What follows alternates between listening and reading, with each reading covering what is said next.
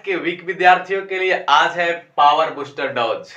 आज का power booster Dodge जिसको से आपको क्या होगा कि मैथ में लगभग आप 45% से ऊपर के मार्क्स लाने के लिए आप श्योरिटी कर लेंगे।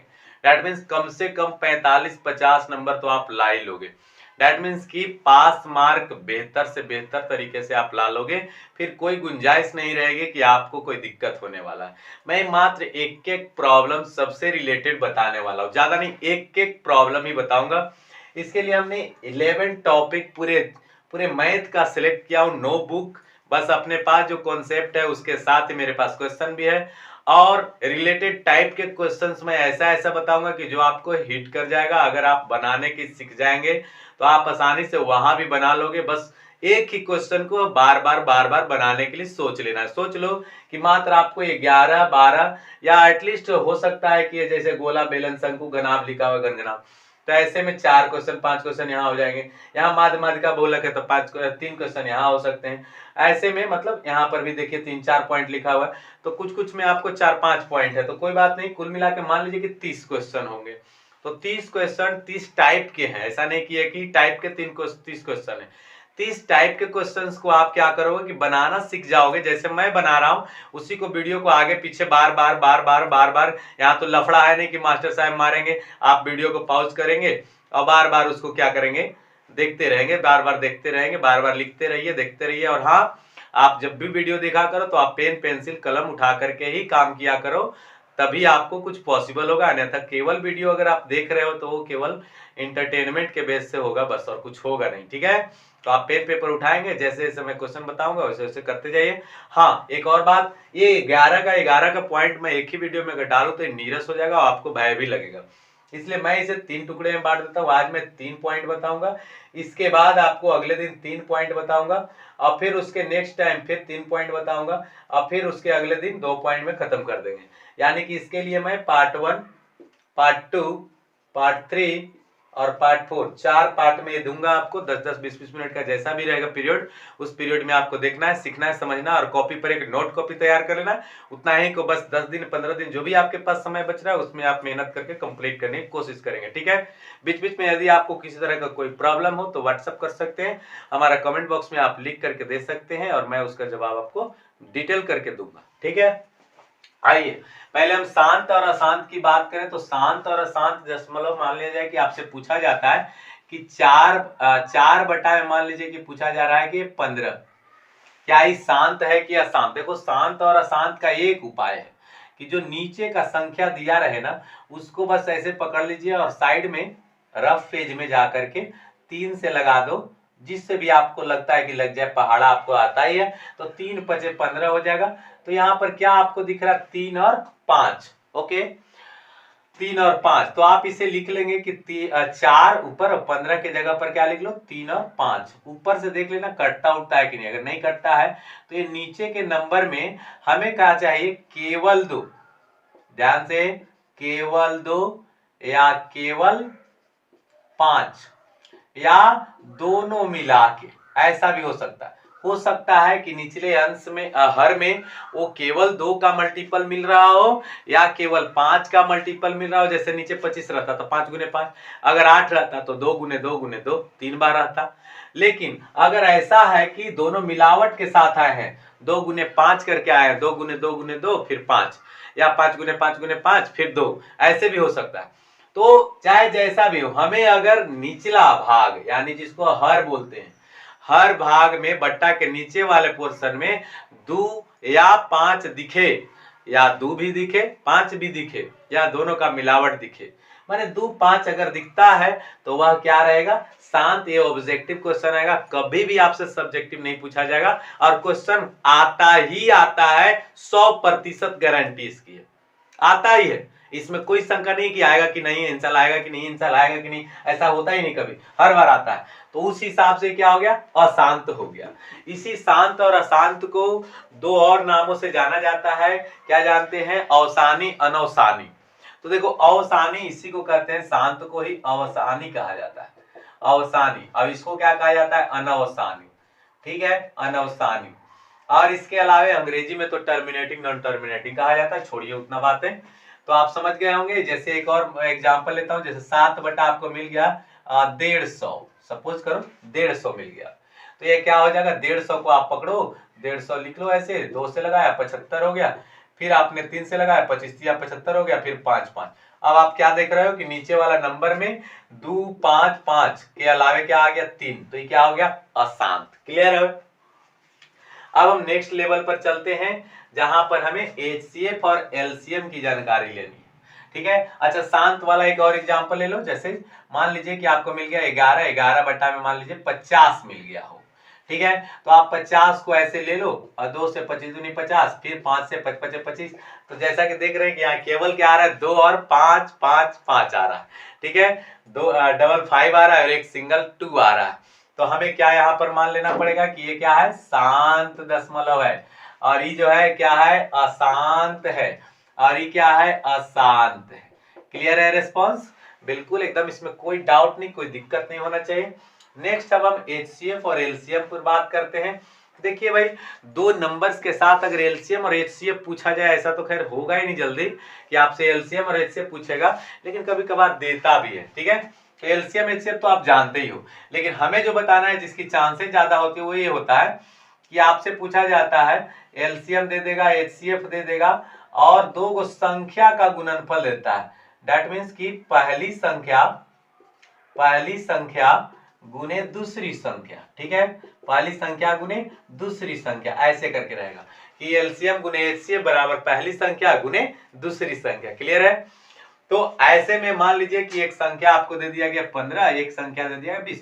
देखो, छोटे एग्जाम्पल अगर दिमाग में रहेगा ना तो बड़ा को हम तोड़ डालेंगे आराम से। छोटा का नीड पहले बना लो, छोटा को अंडरस्टैंड कर लो, बड़ा ऑटोमेटिक आएगा। हम लोग अगर बनाते हैं मैथ तो हमारे पास क्या होता है, छोटे छोटे दिमाग में एग्जाम्पल चलते रहते हैं। ऐसा आपको क्या लगता है, हम लोग बनाते हैं किस बेस पर, छोटे एग्जाम्पल के बेस पे। ठीक है, दिमाग में छोटा एग्जाम्पल दौड़ते रहता है और उसी बेस पर बना देते हैं। बच्चों को लगता है कि इनको आता है, हमको कुछ नहीं आता है, बस वही एग्जाम्पल दौड़ाता हूं और इसीलिए आता है। आप भी एग्जाम्पल दौड़ाना सीख लो, सब कुछ आने लग जाएगा। ठीक है, तो 15 और 20 यहाँ पर क्या पहली संख्या हो गई, दूसरी संख्या। This is first number, this is second number. अब इसका क्या रहेगा कि एलसीएम और एचसीएफ दिया रहेगा। तो एलसीएम और एचसीएफ दिया हुआ रहेगा, मान लीजिए कि इसका आपका एचसीएफ भी दे दिया है कि एचसीएफ 5 है, 5 होगा, ऐसे आप निकाल सकते हो, निकालने आपको आता होगा। तो आप क्या कर लो, एचसीएफ आपको पता है तो एचसीएफ की जगह पर 5 रख दिया। एलसीएम हमें नहीं पता है, मत पता रहे, कोई दिक्कत नहीं, एकदम ठीक ऐसे ही याद करना भाई, जैसे मैं बता रहा हूं, मात्र एक एग्जाम्पल। ठीक है, अब बराबर पहली संख्या कौन है, 15, पहली संख्या 15 और गुने दूसरी संख्या क्या है, 20 है। ठीक है, ओके।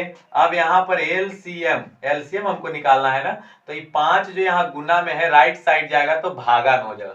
नियम जानना ब्रदर, होता क्या है कि जो चीजें इधर गुना में है राइट साइड जाता है तो भागा में, अर्थात बट्टा के नीचे भी हो सकता है, और जो भागा में है अर्थात बट्टा के नीचे वो गुना में चला जाता है, जोड़ में है उधर घटाव में चला जाता है, घटाव में है उधर जोड़ में चला जाता है। ओके, एलसीएम बराबर क्या हो जाएगा, तो 15 गुने 20 और बट्टा क्या नीचे 15, 5 तरीके 15, 20 कितना हो गया 60। तो ये जो 60 है वो क्या है, एलसीएम है। तो ये क्वेश्चन आपको आता ही आता है। हाँ, ये हो सकता है कि टाइप क्वेश्चन अलग हो, टाइप यही रहेगा, चाहे उसमें एलसीएम पूछे, एचसीएफ पूछे, पहली संख्या पूछे, दूसरी संख्या पूछे, मतलब इस 4 आइटम में से देखो 1 2 3 4, 4 आइटम है, और इस 4 में से कोई 3 को देगा और आपसे एक पूछा जाएगा। ठीक है, एक पूछा जाएगा। तो ये हो गया आपको पहला टॉपिक खत्म। अब हम दूसरी टॉपिक पर आते हैं, परिमेय और अपरिमेय की बात करने। तो देखो भाई, परिमेय और अपरिमेय का टॉपिक बिल्कुल सिंपल है। जो संख्या रूट के अंदर है बाहर नहीं निकल सकता, जैसे 3, ये रूट के अंदर भी है और बाहर नहीं निकल सकता, यानी 3 का पूर्णतः वर्गमूल नहीं होता है, वह पूर्ण वर्ग है ही नहीं ना, इसलिए क्या है, अपरिमेय संख्या है। तो ऐसी कोई भी संख्या जो रूट के इनसाइड में लिखा हो और उसका परिमाण अरे क्या बोलते हैं वर्गमूल नहीं निकाला जा सकता, तो वैसी सभी संख्याओं को हम अपरिमेय कहते हैं। जैसे मान लीजिए कि 9/16 लिखा हुआ है, तो 9/16 में 9 का भी हम पूर्ण वर्ग निकाल लेते हैं 3, और 16 का भी पूर्ण वर्ग निकाल लेते हैं 4। तो ये क्या हो गया, फाइनली आके रूट तो नहीं है ना, है, तो जब रूट ही नहीं है तो फिर वो क्या है, परिमेय संख्या है। फाइनल हुआ कि नहीं हुआ? तो परिमेय और अपरिमेय इतना ही है सर। हाँ, इसके साथ कभी कभी जोड़ में करके दे देता है, तो जोड़ में करने से कोई फर्क नहीं पड़ेगा। अपरिमेय संख्या का जोड़ किसी के साथ भी करोगे तो वो अपरिमेय ही संख्या रहता है ना। जनरल केस में वही रह जाता है, अपरिमेय संख्या ही रह जाता है। चलिए, तो परिमेय अपरिमेय आप पकड़ लेना भाई, ठीक है। अब रही बात शून्यक निकालने का, यही लास्ट टॉपिक है आज के लिए। फिर हम आपको कल के टॉपिक में क्या क्या बताएंगे, हल कैसे निकालता है, विलोपन विधि क्या है, और दूरी सूत्र, मध्य बिंदु, केंद्रक विभाजन सूत्र, ये तीनों आपको कल के वीडियो में हम कवर करेंगे। और ध्यान रखिएगा जरूर, मैं एक एक करके part 1, part 2, part 3, part 4, 4 part में इसको मैं बांटा हूं। 4 पार्ट आप पढ़ते पढ़ते कम से कम तो 40, 45, 50 नंबर लाने की योग्यता हासिल कर लेंगे। बस इसी चीज को आपको देखते रहना है, कहीं भी झांकना नहीं है, बस इसी को आपको पहले समझना है। फिर हम इससे रिलेटेड आपको क्वेश्चन बनवाएंगे अगले परीक्षा के पहले तक, और आप इस चैनल से जुड़ करके लाभांश प्राप्त करिए, आपको मार्क्स अच्छे आएंगे, इसके लिए हम श्योर करते हैं आपको, ठीक है। अब हम देखते हैं शून्यक संबंधी क्वेश्चंस को हमें कैसे निकालना है। तो शून्यांक निकालने के लिए, शून्यांक का मतलब होता है कि जो आपका बहुपद दिया रहेगा उसमें x का वैल्यू निकालना।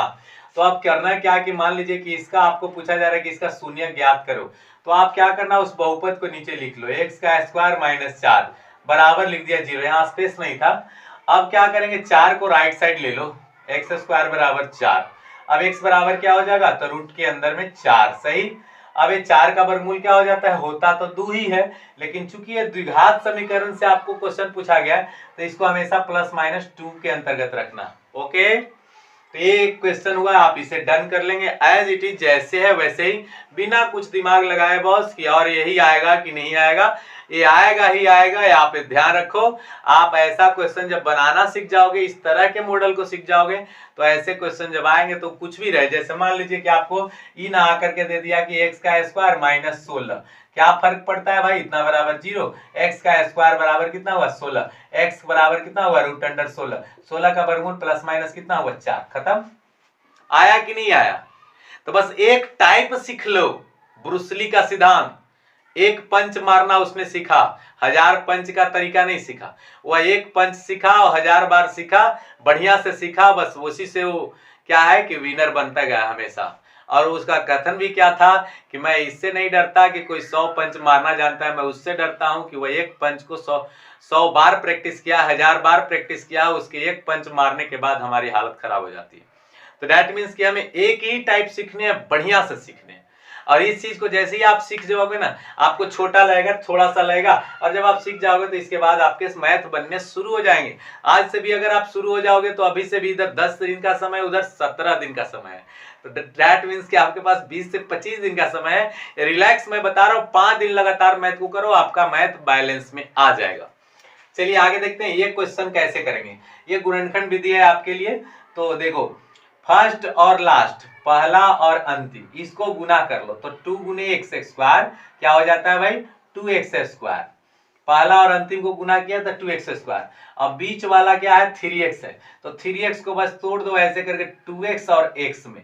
अभी जुटेगा तो ये आ जाएगा कि नहीं, आ जाएगा, 2x और x मिलकर 3x। अब इसको गुना कीजिएगा तो 2x गुने x, तो x गुने x square, 2x square plus में आ जाएगा।